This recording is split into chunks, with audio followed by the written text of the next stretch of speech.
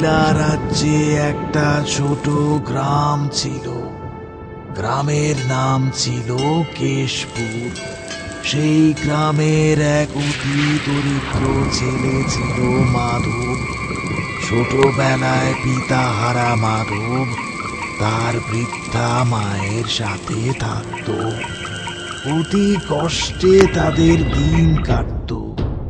এইভাবেই সে দিনে দিনে বড় হলো, কিন্তু সংসারের কোনো কাজই সে করত না। সারা দিন ঘুরে ঘুরে বেড়াতো। তাই একদিন তার বৃদ্ধা মা তার উপর বিরক্ত হয়ে বলল, ওরে, আর কতদিন এভাবে ঘুরে ঘুরে বেড়াবি? আমার বয়স হয়েছে, আর তো পেরে উঠি না। রোজগার না করতে পারিস, অন্তত সংসারের দুটো কাজ করেও তো আমায় সাহায্য করতে পারিস বাবা। ওফ, সাত সকালে এত চিৎকার করছো কেন? দেখো দেখো, একদিন আমি ঠিক রাজদ্বারে প্রতিষ্ঠিত হব। আর রাজকন্যার সাথে আমার বিয়ে হবে। শোনো পাগলের কথা, দিনের বেলায় নাক ডাকিয়ে ঘুমাবি তো এমন স্বপ্নই দেখবি। কাজকর্মের মুরদ নেই, চলল রাজকুমারীকে বিয়ে করতে। ওই তো, বিশ্বাস করলে না তো? দেখো, একদিন ঠিক ফলবে। যা বললাম তাই ফলবে। থাম থাম, যা দেখি এখন ওই জঙ্গল থেকে কিছু কাঠ নিয়ে আয়। আজ আর শরীর বইছে না বাবা। আর শোন, খবরদার কোনো গাছ কাটতে যাসনি বাবা। জ্বালানির মতো যা জোটে কুড়িয়ে আনিস। কেন গাছ কাটতে পারবো না কেন? সে এক আশ্চর্য ঘটনা। কেশপুরের জঙ্গলে কোনো গাছ কাটা যেত না। গায়ের লোকেরা ভাবে, থাক থাক, ও জঙ্গলে আর কাঠ কাটতে যাওয়ার কোনো প্রয়োজন নেই। ও জঙ্গলে গাছ নয়, সব এক একটা নরখাদক দানব। আরে ধুত, ও ভয় পেলে কি চলবে? জ্বালানি ছাড়া খাবো কি করে? ভূত পেতনি নেই তো? ওরে বাবা! তবে আর কি, তোরা ভয়ে মর, আমি চললাম। পরের দিন সকলে একসঙ্গে জঙ্গলে গেল কাঠ কাটতে। কি আছে শুনি? এমন সুন্দর গাছ, কত কাঠ পাওয়া যাবে বল দেখি। চল চল, কেটে ফেলি। ওরে বাবা, আগে তুমি যাও, তারপর আমরা আসছি। হ্যাঁ হ্যাঁ হ্যাঁ হ্যাঁ, আগে তুমি যাও, তুমি যাও। আমরা আমরা পরে পরে আসছি। আসছি। হ্যাঁ, হ্যাঁ, হ্যাঁ। ঠিক আছে, এই দেখ।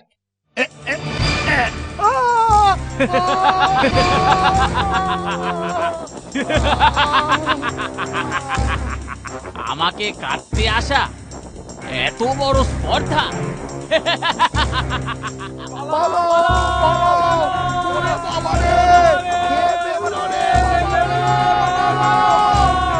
এ জঙ্গলে আর জীবনে নয়। ওরে বাবা, কখন আরো জঙ্গলে কাঠ কাটতে যাব না। ওই ডালপালা খড়কুটো যা জোটে তাই দিয়ে চালাও ভাই, আর গাছ কাটা নয়। হ্যাঁ হ্যাঁ হ্যাঁ, আর গাছ কাটা নয়। চলো চলো। হ্যাঁ হ্যাঁ, চলো চলো চলো। সেই থেকে ওই জঙ্গলে গাছ কাটা বন্ধ হয়েছে। ডাল পাতা খড় কুটো যা পাস তাই কুড়িয়ে নিয়ে আয় বাবা। দানব গাছ। যা যা, শিগগিরই যা বাবা, বেলা করলে আর কিছুই পাবি না। হ্যাঁ হ্যাঁ হ্যাঁ, এক্ষুনি যাচ্ছি। মায়ের কাছে সমস্ত কথা শুনে মাধব গেল জঙ্গলে কাঠ কুড়োতে।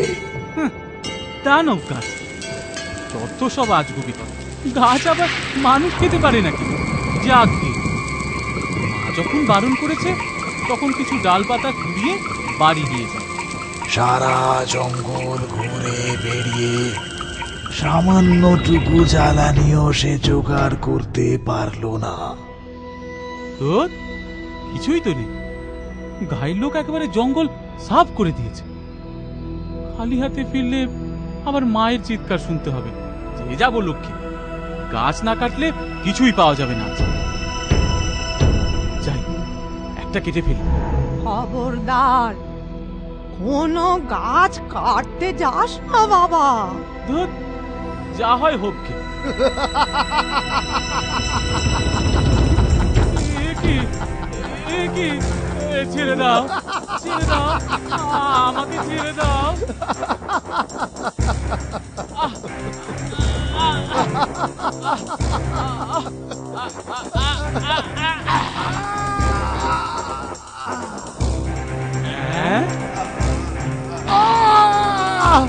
আমায় আমায় কেটো না, আমায় ছেড়ে দাও, ছেড়ে দাও আমাকে।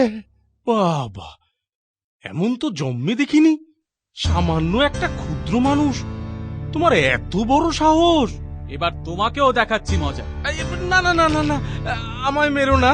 শোনো শোনো, তুমি যদি আমাদের ছেড়ে দাও, আমি তোমায় একটা জিনিস দেব। কি জিনিস? এই নাও, এটা কি ফল? এটা অমৃত ফল। এ ফল খেলে মুমূর্ষু মানুষ কেবল প্রাণী ফিরে পাবে না, অনন্ত যৌবন লাভ করবে। আচ্ছা, ভারী আশ্চর্য তো। আর এই না, এই শুকনো ডাল দিয়ে কি হবে? এই একটা শুকনো সরু ডাল নিয়ে গেলে মা আমায় রক্ষে রাখবে? এই সরু ডালের অনেক গুণ। ডালের আবার গুণ? তা কি গুণ শুনি? যখনই জ্বালানির দরকার পড়বে, এই সরু শুকনো ডাল জেলো। এর আগুনেই তোমাদের জ্বালানির অভাব দূর হবে। হ্যাঁ, আর প্রয়োজনে হাজার হাজার সৈন্যকে এই শুকনো ডাল একাই রুখে দিতে পারে। আহ, ভালো জিনিস তো। ধন্যবাদ, আমি এবার আসি। জঙ্গল থেকে একটা ফল ও শুকনো ডাল নিয়ে মাধব বাড়ি ফিরে এলো। কিরে, জ্বালানি এনেছিস? কই শিগগির দে, বেলা হয়ে গেল, ভাত বসাবো যে। এই নাও। এ কি, এই একটা শুকনো ডাল এনেছিস? হায় হায় হায়, এ কুঁড়ের বাদশাকে নিয়ে কি করব? হায় হায় হায়। আহাহাহা! আরে বাবা, একবার ওই শুকনো ডাল জেলেই দেখো না। কি হবে এতে? কি হবে এই সরু ডাল জেলে? এতে তো জল গরম হবে না। আরে বাবা, একবার দেখোই না। হ্যাঁ হ্যাঁ, এই দেখ, এই দেখ। হ্যাঁ? এ কি, এই সরু ডালে এত মাছ? হ্যাঁ, দেখলে তো, এই সরু ডালের আরো একটা গুণ আছে। হ্যাঁ, আর কি গুণ? এই সরু ডাল দিয়ে হাজার হাজার সৈন্যের বিরুদ্ধে একাই লড়াই করা যায়, বুঝলে? আজব ব্যাপার। আর এই নাও। ও মা, এটা আবার কি? কি ফল এটা? এটা অমৃত ফল। এ ফল যেমন জীবন বাঁচায়, আবার তেমনি চির যৌবন এনে দেয়। হ্যাঁ? এই নাও, চটপট খেয়ে ফেলো। ও তুই খাগে, আমি খেয়ে কি করব? আরে বাবা, চটপট খেয়ে ফেলো। এই বুড়ি বয়সের খিটখিট তো শুনতে হবে না আমায়। থাক বাবা, ও তোর কাছেই রাখ। ওই অনন্ত যৌবনে কাজ নেই আমার। ও তুই খাগে। যাক বাবা, নিত্যদিনের ওই জ্বালানির ঝামেলা তো মিটলো। ওদিকে মিথিলার রাজার মনে কোনো শান্তি নেই, কারণ তার একমাত্র কন্যা, দেশ বিদেশের নামি দামি বহু বৈদ্য, কবিরাজ, ধন্বন্তরী চিকিৎসকেরা বহু চেষ্টা করলেন, কিন্তু কিছুতেই কোনো ফল হলো না। কি যে হলো, চেষ্টার তো কোনো ত্রুটি করিনি। দেশ বিদেশের এত নামী চিকিৎসকরা দেখলেন, কিছুই তো হলো না মহারানী। আমি কিচ্ছু জানি না মহারাজ। যেভাবেই হোক আমাদের একমাত্র কন্যাকে সুস্থ করে তুলতেই হবে। একটা ব্যবস্থা করুন মহারাজ, কিছু একটা ব্যবস্থা করুন। শান্ত হও, শান্ত হও মহারানী, শান্ত হও।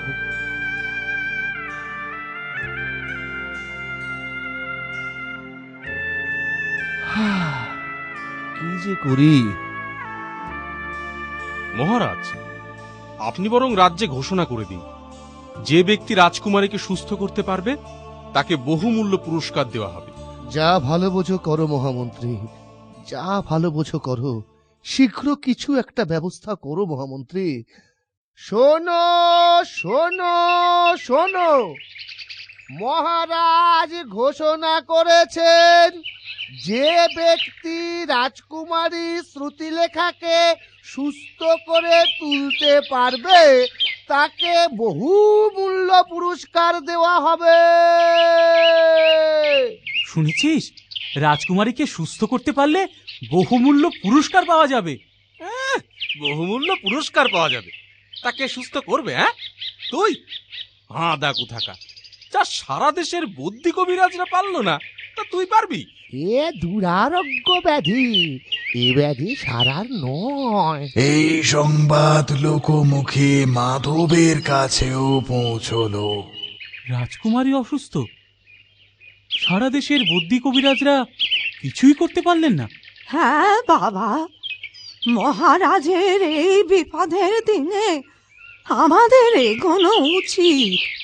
তুই ওই অমৃত ফল নিয়ে যা, রাজকুমারীকে দে। কিন্তু মা, এ ফল যে আমি তোমার কথা ভেবে রেখে দিয়েছিলাম, রাজকুমারীকে দিয়ে দিলে যে তা। তুই যা, আর দেরি করিস না, এখনই গিয়ে রাজকুমারীকে ফলটা দে। মায়ের কথা মতো রাজকুমারীকে সুস্থ করার জন্যে মাধব সঞ্জীবনী ফল নিয়ে রাজপ্রাসাদের দিকে চলল। কে তুমি? কি প্রয়োজনে এ অসময়ে এখানে এসেছো? আমি মহারাজের সঙ্গে দেখা করতে চাই। কি প্রয়োজনে? কাল দরবারে দেখা করো।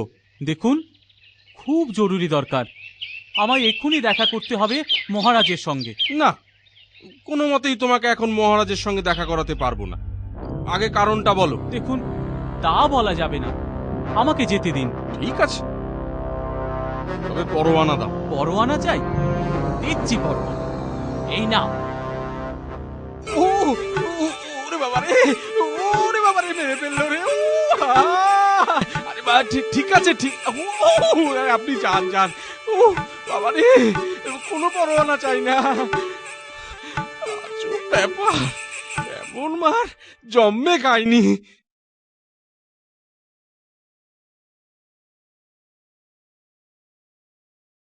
প্রণাম মহারাজ। এই অসময়ে কে তুমি? কি চাও? আমি রাজকুমারীকে সুস্থ করার জন্য এখানে এসেছি। হ্যাঁ, কি বলছো? হ্যাঁ মহারাজ, এই ফলটা রাজকুমারীকে খাইয়ে দিন। এ সঞ্জীবনী ফল, এটা খেলেই রাজকুমারী সুস্থ হয়ে উঠবেন। কই কই দাও দেখি। এই, কে আছো? ফলটা এক্ষুনি রাজকুমারীকে খাওয়াও।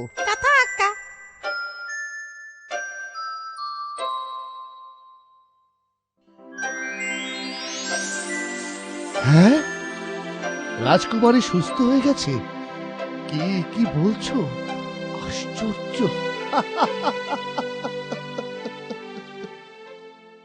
মহারাজ, মহারাজ, সর্বনাশ হয়েছে।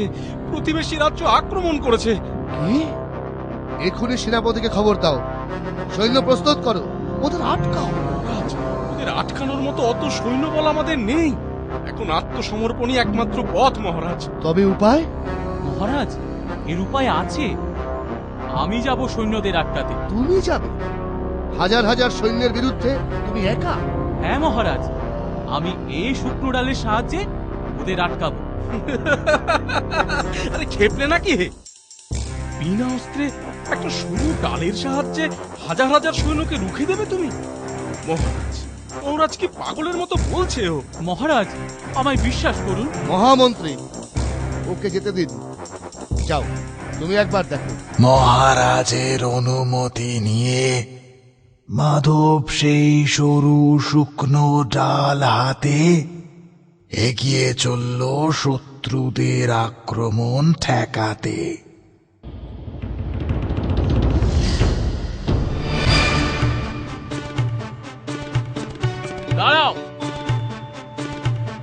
এক পা এগিয়েছ কি নির্ঘাত মৃত্যু।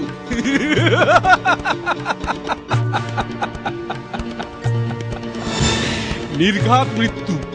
তাকে মারবে শুনি? তুমি তুমি একা? হ্যাঁ, আমি একা। চলো চলো সবাই।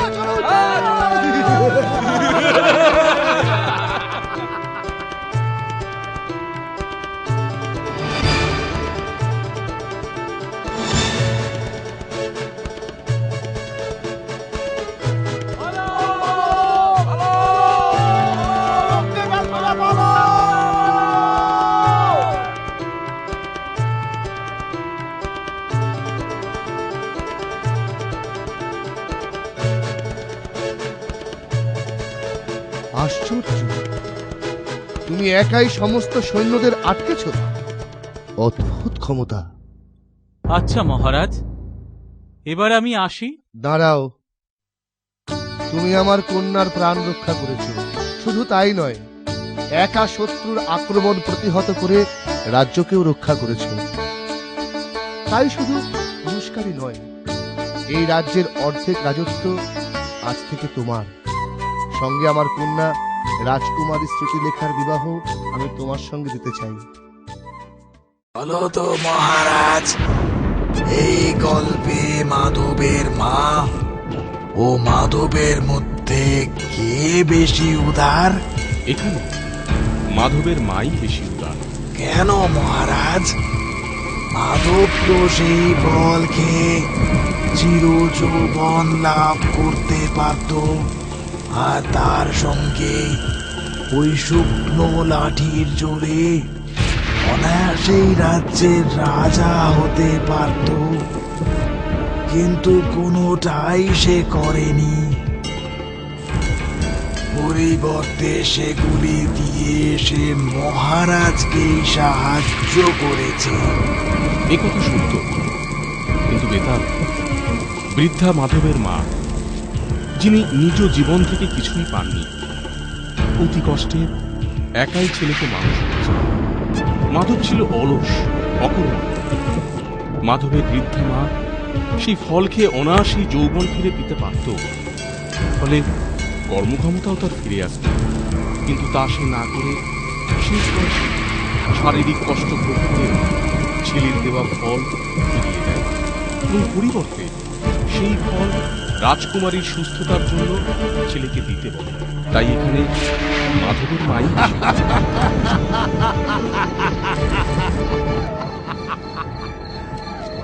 মহারাজ, তুমি এবারও সঠিক উত্তর দিয়েছ। মহারাজ, আপনি একদম সঠিক উত্তর দিয়েছেন। তাই আমি চললাম মহারাজ, আমি চললাম, আমি চললাম।